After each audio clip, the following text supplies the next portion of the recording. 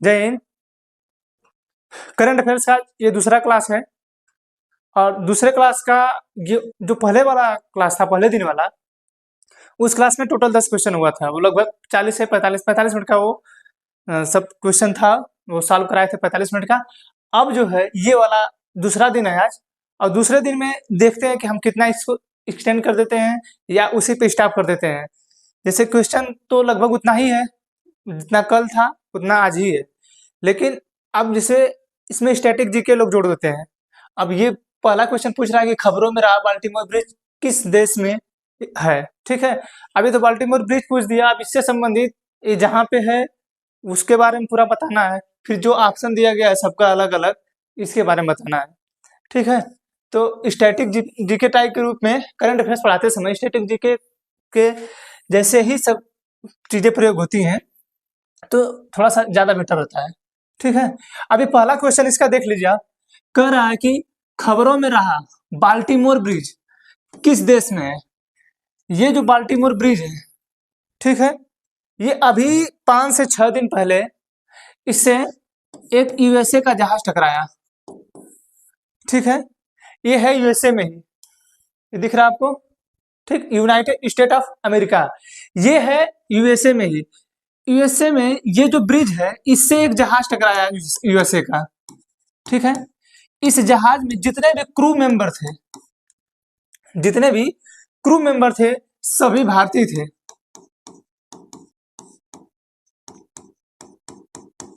ठीक है, जितने भी क्रू मेंबर थे वो सभी लोग भारतीय थे। इसमें बताया गया है कि 2 लोगों की मृत्यु हुई है। जब ये टकराया तो वो जहाज डूब गया, वो जहाज डूबने लगा तो 2 लोगों की उसमें मृत्यु हुई है। एक लोग को बचाया गया है, उसमें डूब रहे थे वो। ठीक है, ये जब जहाज इस ब्रिज से टकराया जहाज, तो उसमें क्रू मेंबर जो थे ज्यादातर वो भारतीय थे, जिसमें 2 लोगों की मृत्यु हुई है, 1 लोगों को बचाया गया है। ठीक है, तो ये ब्रिज है कहाँ? बाल्टीमोर, ये है यूएसए में, United state of America. United state of America जो है उसकी राजधानी जो है वाशिंगटन डीसी है। Washington DC, Washington DC. DC का मतलब होता है डिस्ट्रिक्ट ऑफ कोलंबिया। डीसी का मतलब होता है डिस्ट्रिक्ट ऑफ कोलंबिया। यहीं पे वाशिंगटन डीसी में ही आपका स्थित है कैलिफोर्निया। ठीक है, यहाँ पे गूगल वगैरह का जो है हेडक्वार्टर, जो गूगल है आपका, यूट्यूब वगैरह जो है आपका, यहीं पे इसका हेडक्वार्टर है। ठीक है, कैलिफोर्निया में ही। समझ में आ रहा है? तो इसकी राजधानी कहाँ है? Washington DC. इसके वर्तमान में राष्ट्रपति कौन है? जो बाइडन यहाँ के राष्ट्रपति हैं। ठीक है, जो बाइडन इसके राष्ट्रपति हैं, और कमला हैरिस फिलहाल यहाँ की उपराष्ट्रपति हैं। ठीक है, कमला हैरिस जो है उपराष्ट्रपति यहाँ की है। ग्रांड कैनियन ये जियोग्राफी का पार्ट है। ग्रांड कैनियन सबसे बड़ा खड्डा है, विश्व का सबसे बड़ा खड्डा। अगर आपसे पूछे कहाँ स्थित है तो ग्रांड कैनियन है। ठीक, ये कहाँ स्थित है? ये भी यूएसए में ही स्थित है। ठीक है, 1893 में जो शिकागो है, यूएसए का शिकागो शहर, 1893 ईस्वी में शिकागो शहर में हमारे देश के एक व्यक्ति स्वामी विवेकानंद ने अपना भाषण दिया था यहाँ पे। ठीक है, अपना भाषण यहीं पे आके दिया था 1893 ईस्वी में, और इन्होंने शुरुआत किया था मेरे प्यारे भाइयों और बहनों से। ठीक है, उन्होंने शुरुआत किया था। तो समझ में आया? ये यूएसए से संबंधित चीजें थी। बाल्टीमोर ब्रिज कहाँ है? यूएसए में। और ये जितने भी स्टैटिक जीके टाइप की बातें आ रही हैं, ठीक है, ये आपको याद करना है, ये आपको लर्न करना है। यही लोग बता के यूएसए के बारे में बता के, जैसे अब 9/11 का हमला था, ये बता के उसको एक्सटेंड कर दिया जाए, पूरा अमेरिका के बारे में समझा दिया जाए। ये है आपका स्टैटिक जीके। ऐसे तो हम सिंगल आपको बता देते खबरों में रहा बाल्टीमोर ब्रिज कहाँ पे? यूएसए में है। अब हमारा काम है कि इसे हम जो है ऐड करके, कितना ऐड करें और कितना आगे इसको पहुंचा दें। ठीक है, अब जो है इसका जो दूसरा ऑप्शन है, ठीक है, इसका जो दूसरा ऑप्शन है ये ब्राजील। ठीक है, इरेज होने में ना पता नहीं क्या है, प्रॉब्लम हो रहा है इसका।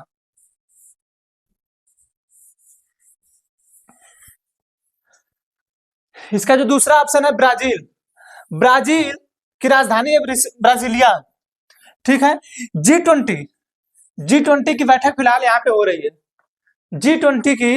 G20 की बैठक ग्रुप 20,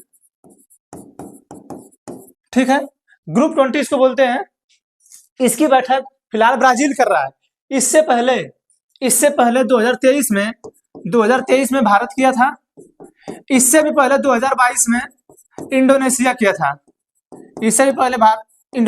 2022 में। ठीक है। और हाल ही में कौन कर रहा है वर्तमान में? ये ब्राजील कर रहा है। इसकी राजधानी कहाँ है? ब्राजीलिया। रियो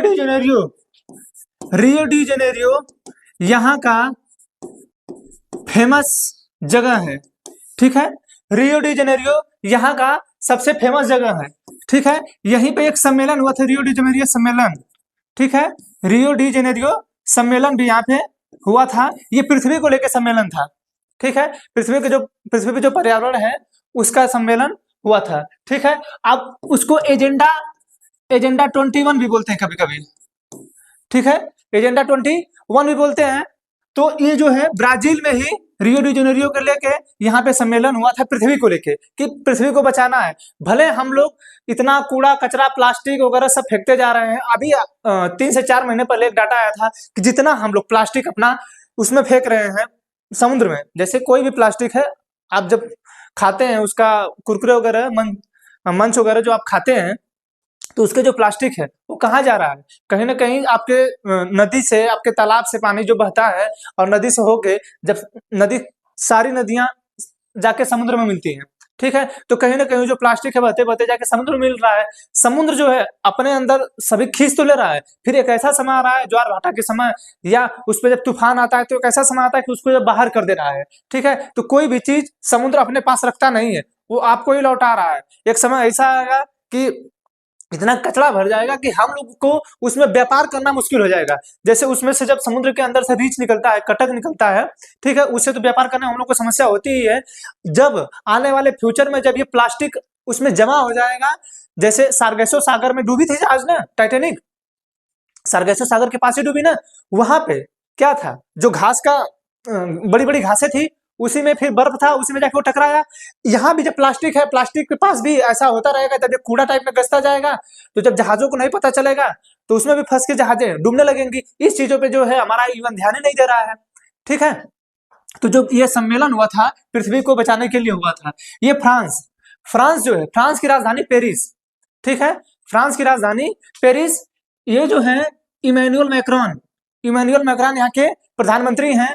सन 2015 में हमने ISA इंटरनेशनल सोलर एलियंस का हमने संगठन बनाया। ISA का संगठन हमने बनाया 2015 में। ठीक है। हमारे देश के प्रधानमंत्री मोदी और वहां के प्रधानमंत्री इमैनुअल मैक्रोन, दोनों लोगों ने मिलकर इंटरनेशनल सोलर एलियंस का जो है संगठन बनाया। ठीक है। इसका मुख्यालय आपके हरियाणा के गुरुग्राम में, जो ISA है इसका जो मुख्यालय है ये आपके हरियाणा के गुरुग्राम में है। ठीक है। दूसरा क्वेश्चन देखिए। दूसरा क्वेश्चन बोल रहा है कि वर्तमान में किसने लोकपाल के न्यायिक सदस्य के रूप में शपथ ली है? ठीक है।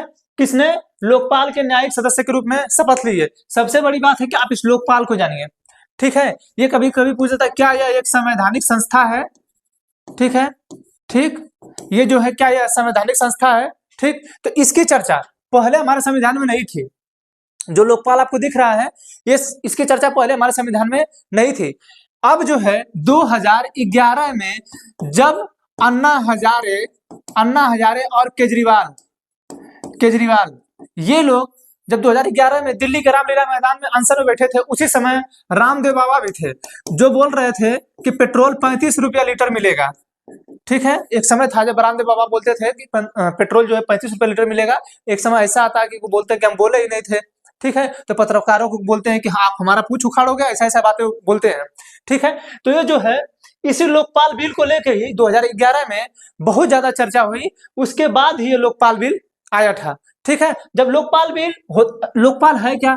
ये जो हमारे देश में कोई भी कितना भी बड़ी संस्था हो, चाहे हमारे देश का कोई भी कितना भी बड़ा नागरिक हो, जैसे हमारे देश का PM, ठीक है, हमारे देश का राष्ट्रपति, किसी की भी जांच करनी हो, अगर इन लोगों ने कोई रिश्वत लिया है या कोई ऐसा काम किया है जो हमारे देश के खिलाफ में हो, ठीक है, तो ये जो है लोकपाल डायरेक्ट इसके खिलाफ कार्रवाई कर सकता है, डायरेक्ट कोई भी जानकारी इनके खिलाफ मांग सकता है, यही है लोकपाल, ठीक है। खैर इसकी नियुक्ति जो होती है पीएम के कहने पे ही होती है, पीएम के कहने पर राष्ट्रपति द्वारा होती है, ठीक है, पीएम के कहने पे राष्ट्रपति द्वारा होती है। तो आप सोच सकते हैं कि जब पीएम ही कहते हैं और राष्ट्रपति ही नियुक्ति करते हैं तो ये कितना जो है हमारे पीएम के खिलाफ बोल सकते हैं। खैर नियम यही बनाया गया है कि अगर देश का प्रधानमंत्री जो सबसे सर्वशक्तिमान है, जो सबसे शक्तिशाली है, वो जो है इसके खिलाफ भी ये चाहे तो लोकपाल जांच कर सकता है, ठीक है। लेकिन जब उसकी नियुक्ति ही कर रहा है पीएम ही, तो क्या वो जांच करेगा, कितनी सफाई उसमें है, आप तो यही लोकपाल साहब ही जाने, ठीक है। तो अभी जो लोकपाल है, लोकपाल के न्यायिक सदस्य के रूप में किसने शपथ लिया है, तो इस समय जो है ऋतुराज अवस्थी जो है इन्होंने हमारे देश के लोकपाल के सदस्य के रूप में शपथ लिया है, ठीक है। आपको ऑप्शन ये दिख रहा होगा सतीश महाना उत्तर प्रदेश विधानसभा के जो है अध्यक्ष हैं, उत्तर प्रदेश विधानसभा के जो हैं ये अध्यक्ष हैं, ठीक है। और ओम बिरला हमारी जो है भारत के लोकसभा के अध्यक्ष हैं, ठीक है। ये जो सतीश महाना है उत्तर प्रदेश विधानसभा के अध्यक्ष हैं, ठीक है, विधानसभा अध्यक्ष। और जो ओम बिरला है ये जो है लोकसभा के अध्यक्ष हैं, ठीक है। लोकसभा के अध्यक्ष कौन है, ओम बिरला, सतीश महाना उत्तर प्रदेश की विधानसभा के अध्यक्ष हैं। अधीर रंजन चौधरी खैर लोकसभा में हमारे यहाँ कांग्रेस जो है विपक्ष के रूप में एक भूमिका अदा कर रही है, लेकिन आज भी हमारे लोकसभा में विपक्ष का कोई नेता है ही नहीं। एक पार्टी जो है कांग्रेस पुरानी पार्टी के नाते ये जो है विपक्ष का जो रूप है वो एक लेके चल रही है, लेकिन है नहीं, क्योंकि आपको कोरम के लिए अगर आपको विपक्ष में रहना है तो आपको लोकसभा के सीटों का टोटल 1/10 भाग चाहिए, ठीक है। ये भी कांग्रेस के पास फिलहाल में नहीं है, ठीक है। इससे पहले टीएमसी के पास था, उसके भी कई सांसदों की निलंबन हो गया जिसकी वजह से ये भी अब उसमें नहीं है, ठीक है, समझ में आया। तो अधीर रंजन चौधरी विपक्ष के नेता के रूप में भूमिका अदा करते आ रहे हैं, अभी भी है, लेकिन ये ध्यान रखिएगा कि विपक्ष का कोई भी पद फिलहाल नहीं है, हाँ भूमिका एक अदा की जा रही है, ठीक है। आइए आगे देखते हैं। तीसरा क्या करा है, एशिया में कौन सबसे अधिक विदेशी फंड का आकर्षण करता है, ठीक है, एशिया की बात हो रही है। अब हमारे यहाँ कॉन्टिनेंट कितने हैं, ठीक है, कॉन्टिनेंट कितने हैं, जैसे हम लोग महाद्वीप बोलते हैं, ठीक, 7 महाद्वीप है, उसमें सबसे बड़ा जो है एशिया है, ठीक है। अब जो एशिया महाद्वीप है, एशिया महाद्वीप में टोटल 49 से 50 देश है। 49 से 50 देशों में यह पूछा जा रहा है कि सबसे अधिक जो विदेशी फंड है, यानी ऐसा कौन सा देश है जो दूसरे देशों से अपने यहाँ फंड सबसे ज्यादा जुटा रहा है। यानी कहीं ना कहीं आपको ऐसा लग रहा होगा कि ये जो पॉलिटिकल पार्टी है, जो भी देश है, कहीं ना कहीं वो पॉलिटिकल पार्टी की वजह से ही पैसा अपना इकट्ठा कर रहा होगा, ठीक है। ऐसा कौन सा देश हो गया है जो किसी देश की मदद करने के लिए ये विदेशी फंड दे सकता है, ठीक है, समझा रहे चीज। तो क्या पूछ रहा है कि एशिया में कौन सबसे अधिक विदेशी फंड का आकर्षणकर्ता बना है, तो ये बना है भारत, ये बना है भारत। जानते हैं क्यों, 2018 में हमारे यहाँ आया इलेक्टोरल बॉन्ड, ठीक है, इलेक्टोरल बॉन्ड आया, ठीक है, 2018 में प्रधानमंत्री मोदी, पीएम जो है मोदी, इन्हीं के कार्यकाल में ये जो है इलेक्टोरल बॉन्ड आया था। और ये इलेक्टोरल बॉन्ड हमारे देश की एक ही बैंक है एसबीआई, उसको जारी करने का आदेश दिया गया था। ये जो एसबीआई है ये इलेक्टोरल बॉन्ड जारी करती थी, और इसमें जो लेता था उसका नाम तो पता है, लेकिन किसको देता है, कौन उसको भुनाता है, इसका पता ही नहीं चलता था, ठीक है। कौन लेता था बस ये पता था, ठीक है, लेकिन किसको दे रहा है, कैसे दे रहा है, कब दे रहा है, कहां दे रहा है, ठीक है, इसकी चर्चा हो ही नहीं पाती थी, जिसको हाल ही में 15 फरवरी को हमारे देश की सुप्रीम कोर्ट ने इसको रद्द कर दिया। यानी 18/6/24 6 साल बाद सुप्रीम कोर्ट को ये लगा कि नहीं ये चीज गलत है। ऐसे में हमारे देश की जो राजनीतिक पार्टियां हैं कहीं ना कहीं किसी देश के प्रभाव में आ सकती हैं। जानते हैं ये जो इलेक्टोरल बॉन्ड है, इलेक्टोरल बॉन्ड में ये नियम था कि हमारे विदेश से पहले क्या होता था कि अगर विदेश से कोई चंदा देता था तो उसका डिटेल्स देना होता था। इसमें क्या नियम हो गया था इस इलेक्टोरल बॉन्ड में आने के बाद कि विदेश का भी कोई चंदा देता है तो उसकी जानकारी आप नहीं देंगे। हालांकि ये जो चंदा देने की बात हो रही थी ये आप डायरेक्ट वहां से नहीं दे पाएंगे, आप अपने कंपनी के माध्यम से दे सकते हैं। जैसे चाइना की कंपनी वीवो है, ठीक है, उसकी कंपनी ओप्पो है, उसकी कंपनी वन प्लस है, अगर वो चाहे तो अपने यहाँ से, अपने चाइना से हमारे भारत में अपनी कंपनी को पैसा देगा, वो कंपनी यहाँ से चंदा देगी। तो आप सोचिए कि हमें जो है, हमें पैसा लेना है, हम भारत सरकार में प्रधानमंत्री हैं, अब हमको तो ओप्पो कंपनी से पैसा लेना है, तो कहीं ना कहीं उसके बढ़ावे के लिए, ओप्पो कंपनी का प्रचार करने के लिए, हम वीवो का प्रचार करने के लिए कुछ ना कुछ कर सकते हैं, ठीक है। तो हम कहीं ना कहीं उस चाइना के प्रभाव में आ सकते हैं। सुप्रीम कोर्ट का ऐसा लगा और फिर हमारे देश में एक आरटीआई है, राइट टू इंफॉर्मेशन, सूचना का अधिकार, जो 2005 में आया, 2005 में आया, ठीक है। इसके तहत जो आरटीआई है इसको लेके और प्लस जो विदेशी मुद्दे थे उनको लेके इस इलेक्टोरल बॉन्ड को जो है सरकार ने, सुप्रीम कोर्ट ने 2024 में 15 फरवरी को इसको रद्द कर दिए। इसी के तहत भारत को बहुत ज्यादा पैसा मिला है। इसी पे एक क्वेश्चन बना है कि सर्वाधिक विदेशी फंड जो का आकर्षण करता कौन देश बना है, तो वो बना है आपका भारत, ठीक है। भारत के वर्तमान में राष्ट्रपति कौन है? द्रौपदी मुर्मू है, ठीक है। उपराष्ट्रपति कौन है? जगदीप धनखड़ है। प्रधानमंत्री नरेंद्र मोदी है। रक्षा मंत्री राजनाथ सिंह है। गृह मंत्री अमित शाह है और वित्त मंत्री निर्मला सीतारमण है, जो कहती है कि हम कभी प्याज नहीं खाते हैं तो हम कपड़ा नहीं पहनते, ऐसा ऐसा कभी बात हो बोलती रहती हैं, ठीक है। ये तीसरा क्वेश्चन है। चौथा, ये हाल ही में एनडीआरएफ के महानिदेशक कौन बने हैं? एनडीआरएफ, ठीक है, नेशनल डिजास्टर रिस्पांसिबल फोर्स, ठीक है। ये जो है राष्ट्रीय आपदा से संबंधित ये काम करती है एनडीआरएफ, ठीक है। जैसे आप लोग देखे होंगे कहीं जो बड़ी बड़ी नदी है, जैसे गंगा नदी में जहां पर्यटन स्थल होगा, जैसे आपके बनारस का घाट, सभी घाट हैं, पटना के घाट हैं, कानपुर में कुछ घाटें हैं, इलाहाबाद के प्रयागराज में जो, सॉरी उसका नाम ही प्रयागराज है, तो प्रयागराज में जो घाट है वहां पे आप देखेंगे तो एनडीआरएफ व्हाइट कलर के ड्रेस में होंगे और वहां पे जब घाटों पे जाएंगे आप तो उस घाटों पे बड़ी बड़ी छोटी छोटी, थोड़ी सी बड़ी नहीं, छोटी छोटी जहाजें लगी हैं, ठीक है। उस जहाजों में वो लोग बैठे रहते हैं कि अगर कोई उसमें डूबेगा तो उसको बचाएंगे, प्लस अगर कोई आपदा आ गई, जैसे कभी बाढ़ आ जाता है, भारत का जो ऊपरी एरिया है हिमाचल प्रदेश वगैरह वाला, वहां पे बाढ़ बहुत ज्यादा आता है और जब वहां पे बाढ़ आता है तो वहां पे लोगों को रेस्क्यू करने के लिए इसी एनडीआरएफ को एनडीआरएफ को भेजा जाता है। ये इसीलिए बनाई ही गई है, ठीक है, नेशनल डिजास्टर रिस्पांसिबल फोर्स। ये जो है आपदा से संबंधित फोर्स है, इसी के लिए ये बनाई गई है, ठीक है। आप ये पूछ रहा है कि इसके महानिदेशक कौन बने हैं, ठीक है, तो इसके महानिदेशक बने पीयूष आनंद, ठीक है। पीयूष आनंद जो है इसके महानिदेशक बने हैं, ठीक है। ऑप्शन आपको ये दिख रहा होगा ज्ञानेश्वर कुमार, ठीक है। ज्ञानेश्वर कुमार हाल ही में इलेक्शन कमीशन ऑफ इंडिया के ईसीआई के चुनाव आयुक्त बने हैं, ठीक है। हमारे यहाँ इलेक्शन कमीशन ऑफ इंडिया की जो चर्चा है भाग 15 में है, आर्टिकल 324 से लेकर 329 तक, ठीक है। भाग किसमें है? 15 में है, आर्टिकल 324 से लेकर आर्टिकल 329 तक है, इलेक्शन कमीशन ऑफ इंडिया है।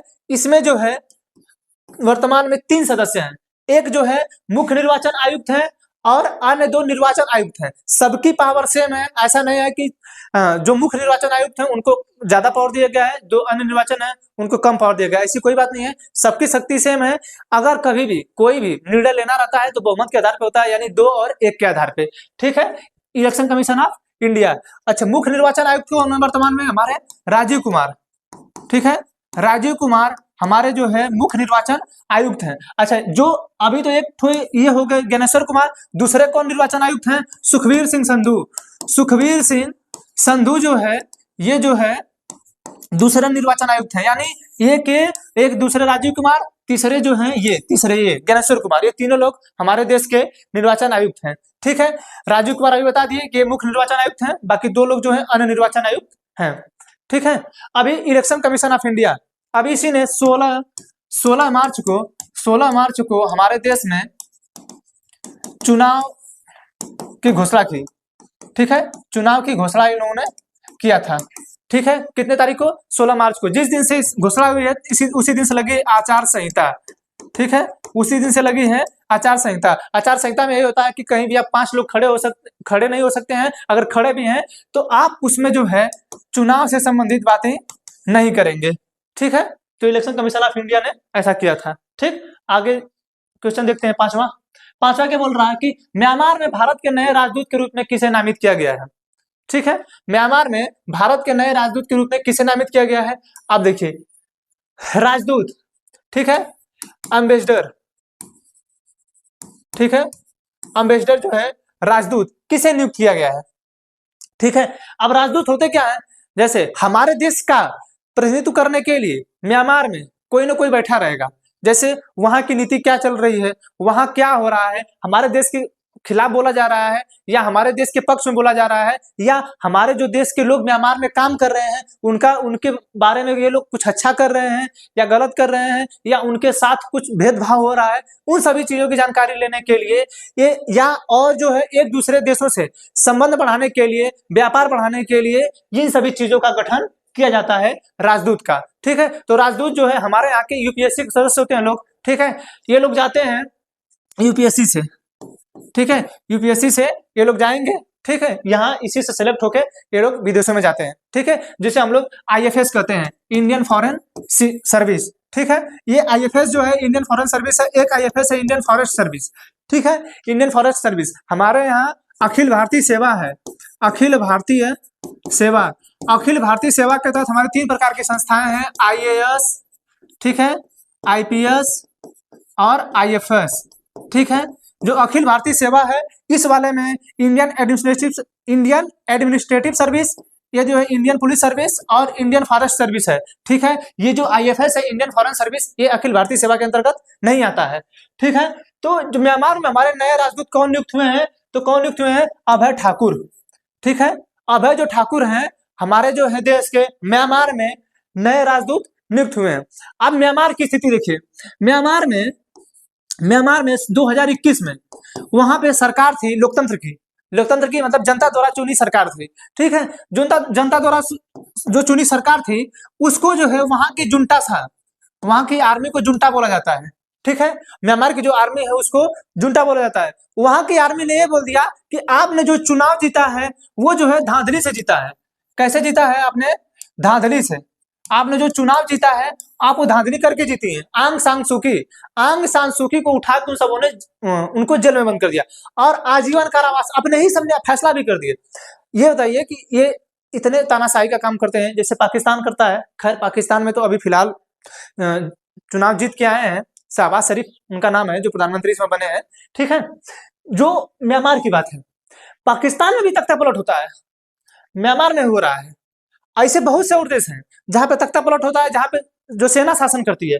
ठीक है, तो जब सेना शासन यहाँ पे जो म्यांमार है, म्यांमार के जो जुंटा शासन है, जो जुंटा सेना है, उसने आंग सान सू की को कहा कि आप जो ये चुनाव जीती थी ये धांधली से जीती थी, जिसके वजह से हम आपको जो है जेल में डालते हैं। ठीक है, तब से 2021 से अब तक वहां पे सेना का शासन है। ठीक है, जैसे ही सेना का शासन हुआ म्यांमार जो है भारत के विपक्ष में होने लगा। वहां की जो सेना है वो जो है चाइना के पक्ष में काम करती है, जबकि जब से आंग सान सू की आई थी हमारे देश के पक्ष में काम कर रही थी। हमारे देश मतलब हमारे तरफ उनका झुकाव था।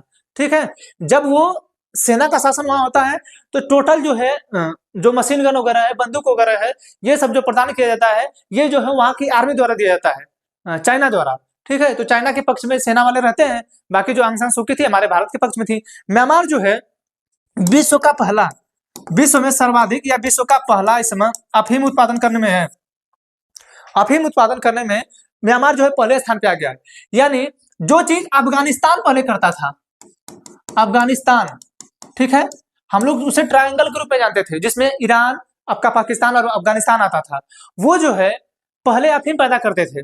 ठीक है, लेकिन विश्व का पहला इस समय जो सर्वाधिक उत्पादन कर रहा है म्यांमार कर रहा है। सोचिए कि वहां के लोग अफीम पैदा कर रहे हैं, हमारे भारत में अफीम पैदा होता ही नहीं है। ठीक है, होगा भी तो बहुत कम। जैसे अफीम फैक्ट्री है गाजीपुर, एशिया की सबसे बड़ी अफीम फैक्ट्री है। सोचिए उसी एशिया में म्यांमार आता है, उसी एशिया में म्यांमार आता है, लेकिन हमारे एशिया में सबसे बड़ी कंपनी अफीम फैक्ट्री भारत के एक जिले, उत्तर प्रदेश राज्य के जिले गाजीपुर में है, एशिया की सबसे बड़ी। और उत्पादन कौन सबसे ज्यादा कर रहा है, म्यांमार, विश्व में सबसे ज्यादा। ठीक है।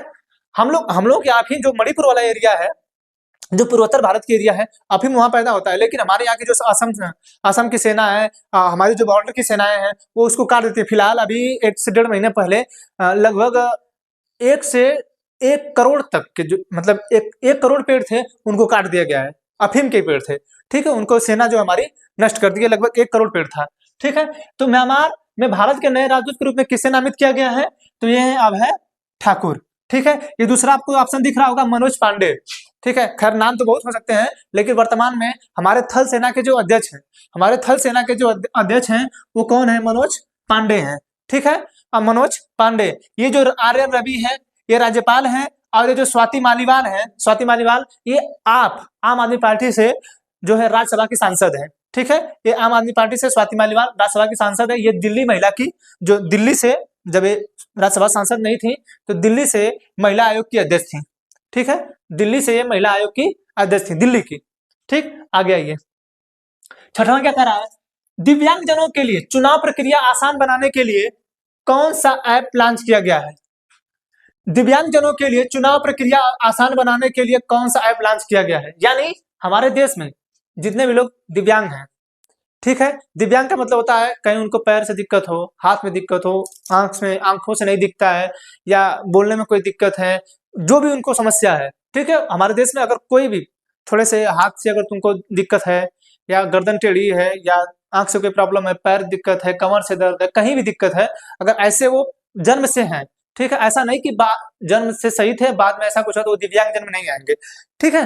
तो जो जन्म से ऐसे हैं, उनके लिए कौन सा ऐप बनाया गया है? ठीक है, तो उसके लिए बनाया गया है सक्षम ऐप, ठीक है, सक्षम ऐप बनाया गया। अब इस सक्षम ऐप में होगा क्या? सक्षम ऐप में जैसे आप कोई भी ऐप बनाते हैं, जैसे आप अपना बना देंगे इंस्टाग्राम आप लड़के हैं, बनाएंगे लड़की के नाम से, ठीक है, आप बनाते हैं ना इंस्टाग्राम जो है, आप बनाते हैं तो आप हैं तो लड़के, लेकिन बनाएंगे लड़की के नाम से, है लड़की आप बनाएंगे लड़के के नाम से। यही तो चल ही रहा है, इंस्टाग्राम पे रील्स चल रहा है, तू पति के साथ है, रबू की देवर के साथ है, ठीक है। ये जो है मैं गलत नहीं कह रहा हूं, ये जो समाज है इसी तरह का काम कर रहा है। इंस्टाग्राम पे रीलें देख देख ये जो ऐप बना है, क्यों बना है? ये ऐप बना होगा, इसका हम सदुपयोग करें। निर्वाचन आयोग बेचारा सोच रहा है कि हम अपने भारत के सभी व्यक्ति को हम जो वोटिंग करने का अधिकार है हम सबको दे रहे हैं, तो हमारे यहाँ के जो लोग ये हैं दिव्यांग जन लोग हैं, हम उनको भी दें, लेकिन काहे इस ऐप का दुरुपयोग हम ना करेंगे? मानेंगे कैसे हम? ठीक है, तो इसमें यह कहा गया है कि अगर जो भी आपको समस्या है, ठीक है, आप अपना सबसे पहले एक आपके पास मोबाइल नंबर होना चाहिए, एकदम आप ही का नंबर हो, ऐसा नहीं कि आपकी मैडम का हो या आपके उनका हो, ठीक है, ये आप ही का नंबर होना चाहिए। आपका नंबर होगा, उसमें आपका आधार कार्ड का डिटेल्स जाएगा, ठीक। खैर देखिए एक चीज ध्यान रखिएगा, आधार कार्ड को आपके जन्म का प्रमाण पत्र नहीं माना जाएगा। हाई कोर्ट ने ये कह दिया, सुप्रीम कोर्ट ने कह दिया है, और सरकार भी ये कह दी है, ठीक है। आपके जो है जन्म का प्रमाण पत्र आधार कार्ड को नहीं माना जाएगा, लेकिन एक डिटेल्स के रूप में आपके आधार कार्ड को, ठीक, या पैन कार्ड को इस सक्षम ऐप में ऐड करना होगा। आप अपनी डिटेल्स डालेंगे, अपना नाम डालेंगे, अपना जो दिव्यांग जहां से है, हाथ से है, पैर से है, वो डालेंगे, ठीक है। ये सब डालने के बाद अगर आपको वोटिंग, जहां वोटिंग हो रही है, जहां आपका बूथ है, अगर वहां पे आपको जाने में समस्या हो रही है, तो आप जाएंगे, वहां पे लिखा रहेगा हमको वोटिंग करने में समस्या हो रही है, आप उस पर क्लिक करेंगे, आपको वहां आपके घर से उठा के आपको ले जाया जाएगा, वहां वोटिंग करा के आपको घर पहुंचा दिया जाएगा। सोचिए कि हमारा निर्वाचन आयोग दिव्यांगजनों की कितना ख्याल रख रहा है, ठीक है। वही निर्वाचन आयोग है जिनकी नियुक्ति के लिए हमारे देश की सरकारें, जो वर्तमान में सरकारें हैं, आप सोचिए कि इलेक्शन कमीशन ऑफ इंडिया, कैसे हमारे देश का चुनाव निष्पक्ष होगा। हम कभी कभी यही सोचते हैं, निष्पक्ष हमारे देश का चुनाव कैसे होगा। आप सोचिए कि इलेक्शन कमीशन ऑफ इंडिया के जितने भी सदस्य हैं, 3 सदस्य हैं, तीनों सदस्यों की जो नियुक्ति है खुद जो सरकार है वो कर रही है, ठीक है, सरकार कर रही है, खुद सरकार कर रही है। तो आप सोचिए ना कि सरकार अपने प्रभुत्व वाली निर्वाचन आयोग के सदस्यों को बना सकती है कि नहीं, अपने प्रभुत्व में लेने वाली काम कर सकती है कि नहीं, अपने प्रभुत्व वाली संस्था बना सकती है कि नहीं, इलेक्शन कमीशन ऑफ इंडिया को। इसी को लेके ADR association for democratic reforms, ये जो है चुनावी जो है सुधार के लिए एक संस्था है एडीआर, ये चुनावी यही तो याचिका दायर की थी इलेक्टोरल बॉन्ड पे। इसी के कहने पे, इसी के बात पे, इसी की बहस पे जो है आपका इलेक्टोरल बॉन्ड रद्द हुआ था। तो इसी ने याचिका दायर किया था कि किस बेस पे आप ऐसा कर सकते हैं कि इलेक्शन कमीशन ऑफ इंडिया के सदस्यों की नियुक्ति जो है सरकार करे।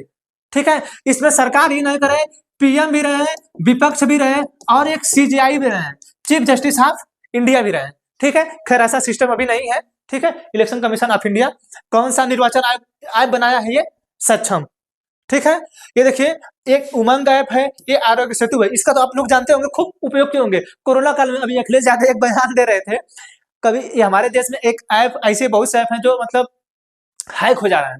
ठीक है, तो अखिलेश यादव बयान दे रहे थे कि आप लोगों ने, सभी लोगों ने तो जो है वैक्सीन लगवा लिया है, हमने तो वैक्सीन नहीं लगवाया है, क्योंकि कुछ जो हैकिंग का सिस्टम चल रहा है उसी को लेके वो जो है अपना बयान जारी किए थे। ठीक, वो लोग चुनावी मामले में अपना बयान देते रहते हैं। हम लोग आगे आते हैं सातवें पे। सातवां क्या बोल रहा है? किस देश ने फोन पे के माध्यम से यूपीआई भुगतान शुरू किया है?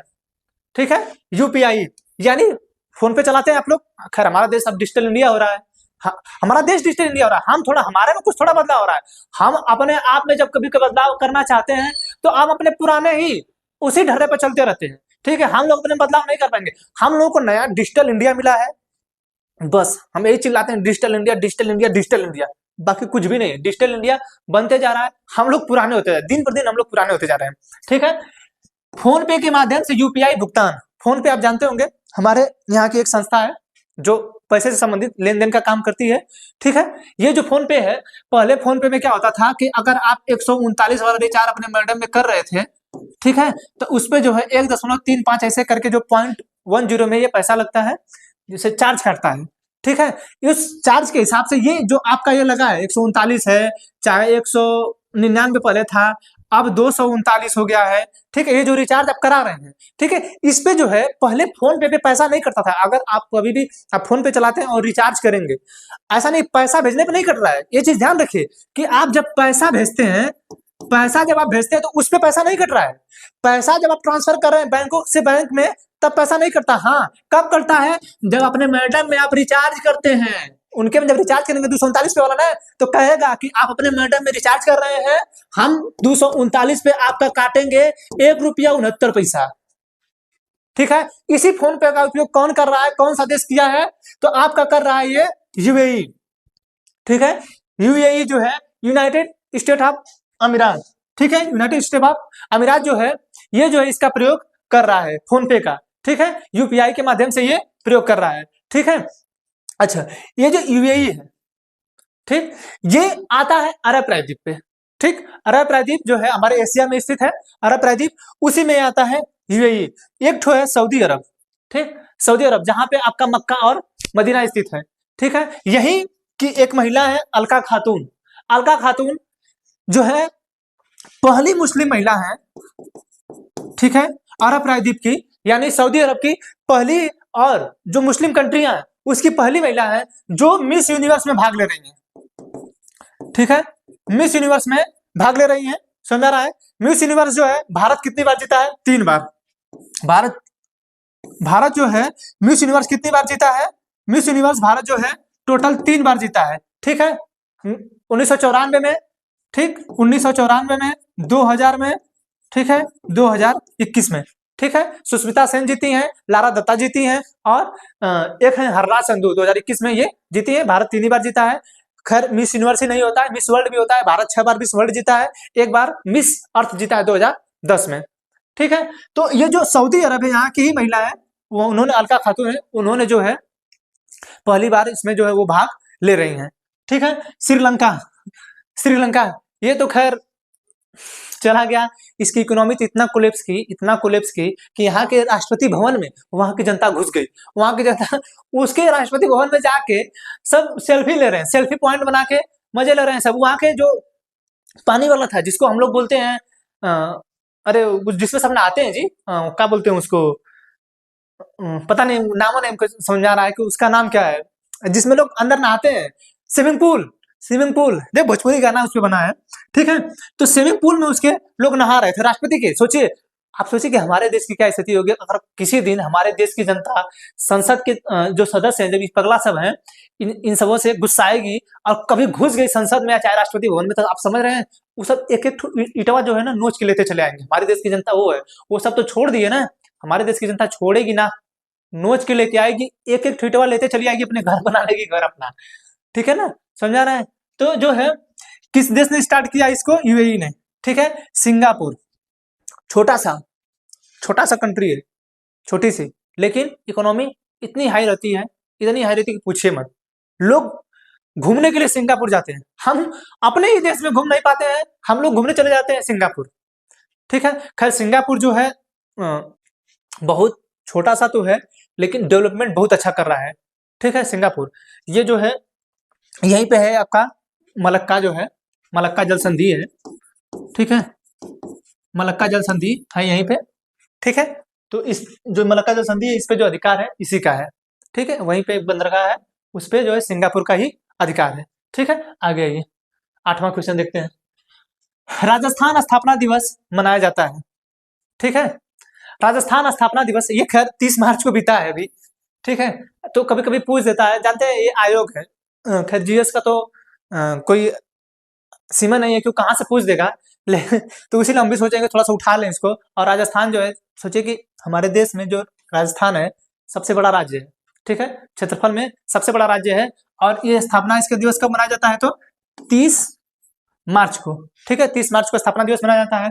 अब जो राजस्थान है, अब हम आपको इसमें बता दें स्टैटिक जीके, ये हम हमारे बढ़ाने का तरीका है। ठीक है, अब हम बताएंगे यहाँ के सीएम कौन है। भजन लाल शर्मा है, भजन लाल शर्मा यहाँ के सीएम है। इससे पहले कौन थे? अशोक गहलोत। किस पार्टी के थे? ये हैं आपके बीजेपी के।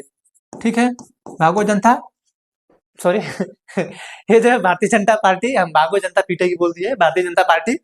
ठीक है, इससे पहले अशोक गहलोत थे, वो जो है कांग्रेस पार्टी से थे। ठीक है, राजस्थान, राजस्थान की राजधानी कहाँ है? जयपुर। ठीक है, इसकी राजधानी जो है जयपुर स्थित है।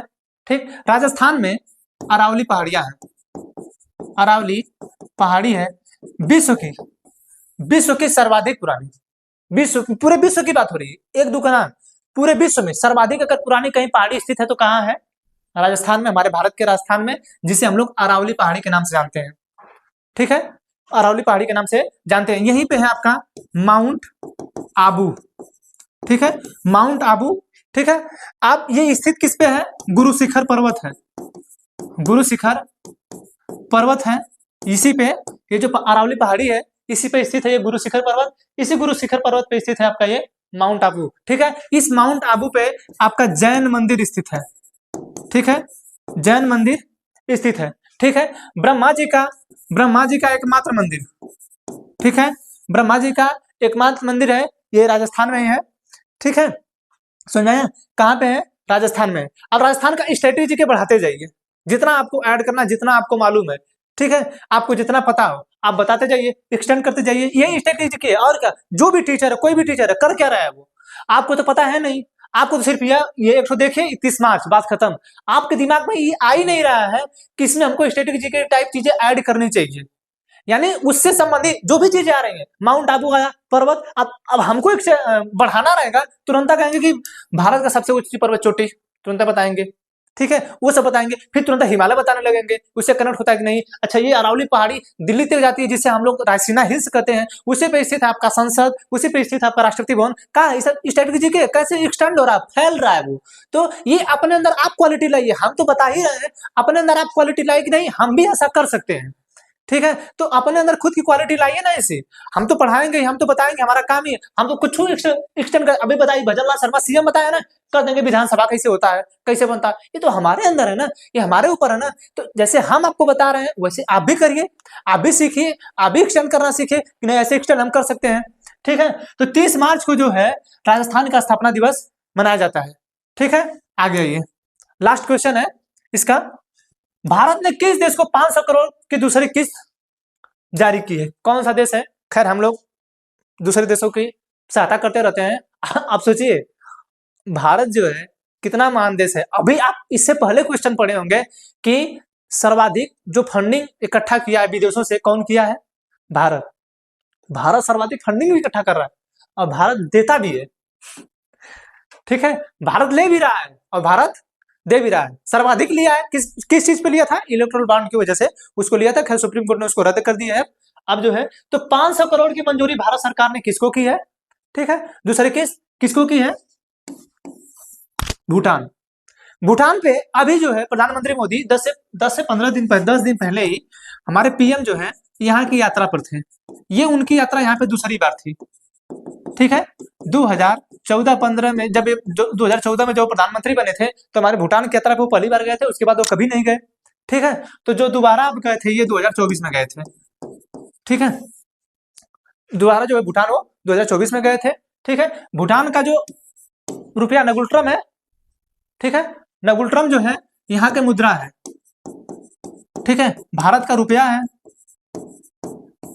ठीक है, वहां की जो मुद्रा है वो नगुल्ट्रम है, ठीक है। यहीं पे देखिए ये जो आपका भूटान दिख रहा है, ठीक है, भूटान पे हमारी जो सेना है, हमारी जो सेना है, जैसे मालदीव में भी हमारी सेना काम कर रही थी, तो मालदीव के जो वो है प्रधानमंत्री, वहां के राष्ट्रपति मोहम्मद मुइज्जू, वो कह रहे थे वहां पे हमारी जो सेना है नहीं रहेगी, मतलब भारत की सेना हमारी वहां पे नहीं रहेगी। उसी तरह ये जो भूटान के नरेश हैं वहां पे राजा है, ठीक है। तो भूटान के जो नरेश हैं वो भी जो आप चाइना के साथ सट रहे हैं, ठीक है। जितने लोग चाइना के पक्ष में आए हैं, उनके पक्ष में बात किए हैं, कहीं ना कहीं उनकी नैया डूबी है। जैसे देख लीजिए श्रीलंका का हाल, घुस गए सब उनके राष्ट्रपति भवन में। पाकिस्तान की स्थिति देख ही रहे हैं कि 200 रुपए किलो आटा है, ठीक है, उससे सस्ता तो वहां का डाटा होगा, ठीक, लेकिन आटा महंगा है, खाने को तरस रहे हैं, फिर भी पाकिस्तान वाले लोग भारत के खिलाफ बोलते हैं, ठीक है। अभी एक पता नहीं कोई बैंड वायरल हो रहा था, वहां पे गाना भारत का बज रहा है, ऐसा कुछ बैंड है वायरल हुआ है, उस बैंड का नाम हम नॉर्मली देखे हैं कि कोई ऐसा बैंड है, उस बैंड पे जो गाना बज रहा है वो भारत से संबंधित कुछ ऐसे गाने बज रहे हैं, उसमें वायरल हो रहा है कि आप भारत, वहां के जो लोग हैं आप भारत जिंदाबाद बोलेंगे, ऐसा गाना बज रहा था उसमें, ठीक है। उसके बारे में आप रिलेटेड देख लीजिएगा, ठीक है। तो किसको दूसरी किस जारी की गई है? भूटान को, ठीक है। भूटान की राजधानी कहाँ है? थिम्पू। जो भूटान है, भूटान पहाड़ों का क्षेत्र है, ठीक है। जो पहाड़ों का क्षेत्र है तो इससे हम लोग कहते हैं तड़ित झंझावित क्षेत्र, ठीक है। क्या बोलते हैं? तड़ित झंझावत, ठीक है। यहीं पे जो पहाड़ है इसकी वजह से हम लोग ताला दुगाछू, ठीक है, ताला और दुगाछी जो परियोजना है हम यहाँ पे बना रहे हैं, ये क्या है? ये बिजली परियोजना है, ठीक है, बिजली परियोजना है। आप सोचिए कि हम भारत वाले कितने मतलब अद्भुत टाइप के लोग हैं, ठीक है। हम लोग के अंदर कितनी प्यार भरी भावना है। देखिए हम लोग प्यारे होते ही हैं, ठीक है। लोग गलत समझ लेते हैं तो हम क्या करें, ठीक है। हम लोगों में प्यार होता ही है, लोग गलत समझते हैं, समझे।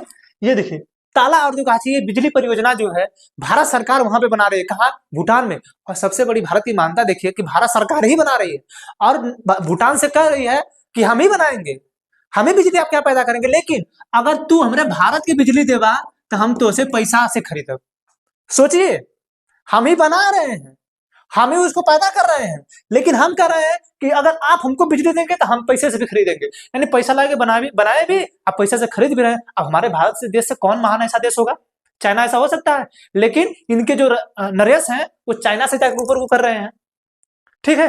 तो उनको भी समझ में आ जाएगा ऐसा थोड़ा है। तो इसीलिए ना हमारे देश के जो प्रधानमंत्री मोदी है, देखिए उनके जो विचार है सोचते थोड़े हाई लेवल पे हैं, करते कुछ गलत है लेकिन सोचते थोड़े हाई लेवल पे हैं। तो सोच के क्या करेंगे, कर गलत रहे हैं, ठीक है। तो वो जो है 10 दिन पहले गए थे तो 500 करोड़ की किस्त उन्होंने मंजूर किया है कि नहीं आप भूटान जी हम आपको 500 करोड़ रुपए दे रहे हैं। खैर वो लोग अमीर तो है नहीं, गरीब देश है, पहाड़ों वाले हैं, ठीक है, रास्ता वगैरह सही नहीं, खाने को तो सही से मिलता नहीं है, ठीक है।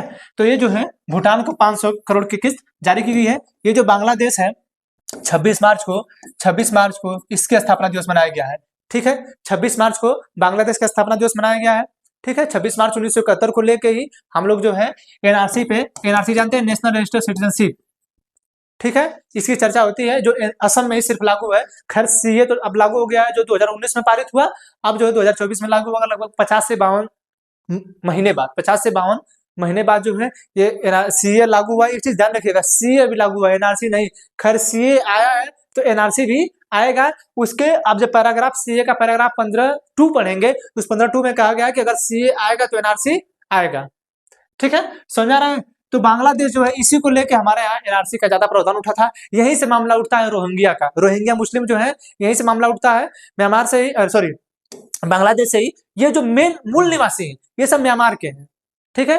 ये जो मूल निवासी हैं ये हैं सब म्यांमार के, लेकिन ये सब पहले बांग्लादेश में आए, बांग्लादेश से फिर भारत में आ गए, ठीक है। तो हम इन्हें रोहिंग्या मुस्लिम कहते हैं। खैर इनके लिए भारत सरकार ने डिटेंशन सेंटर बनाया है। डिटेंशन सेंटर एक प्रकार की जेल है जिसमें प्रतिदिन अगर आप जेल में होने के हिसाब से किसी का भी खाना देखेंगे तो लगभग 60 रुपया होगा। ठीक है, कम से कम अगर आप किसी व्यक्ति को खाना दे रहे हैं तो 60 रुपये। सोचिए कि 12-15 लाख लोग हैं, कितने लोगों को हम लोग खाना देंगे, कितना डिटेंशन सेंटर बनाएंगे, कितना करोड़ रुपए खर्चा होगा। ठीक है, और हम जो है अब उनको वापस भेज भी नहीं सकते हैं। क्यों? क्योंकि हमारे देश के महामहिम पीएम जी बांग्लादेश की पीएम से कह दिए हैं कि ये जो है हमारी समस्या है, ये हम समझेंगे। जानते हैं क्यों? क्योंकि जब 2017 में वो लोग इंटर कर रहे थे, 2019 में चुनाव था लोकसभा का, तो हमको उनसे वोटिंग कराना था। ठीक है, उसी फायदे में हमने ऐसा किया था। खैर ठीक है, किसको जारी किया गया है 500 करोड़ की किस्त? भूटान को। ठीक है, गरीब देश है, हमने उसको दान दे दिया। खैर सबसे बड़ा दान तो हम लोगों ने लिया लॉकडाउन बांध की वजह से। ठीक है, तो इतना एक क्वेश्चन था। हमें आशा है कि ये क्वेश्चन देखिए धीरे धीरे हम एक्सटेंड करते जाएंगे। हम भी थोड़े नए हैं इस क्षेत्र में। नए का मतलब है कि हमको लग रहा है कि ज्यादा टाइम हो जाएगा। ठीक है, इसकी वजह से, नहीं तो स्ट्रेटेजी के तो इतना भर देंगे, डेट वाइज इतना, इतिहास भूगोल इकोनॉमी इतना भर देंगे कि आप देखते देखते परेशान हो जाएंगे। ठीक है, तो हमें आशा है कि हम जो अभी जानकारी आपसे शेयर किए हैं आपको समझ में आया होगा। ठीक है, ऐसे ही जानकारी आपको पर डे अपडेट होती जाएगी। ठीक है, मिलेंगे अगले क्लास में किसी और टॉपिक पे, किसी और टॉपिक के साथ। करंट अफेयर्स तो पर डे चलता रहेगा। ठीक है, और टॉपिक के साथ हम मिलते रहेंगे। ठीक है, जय हिंद।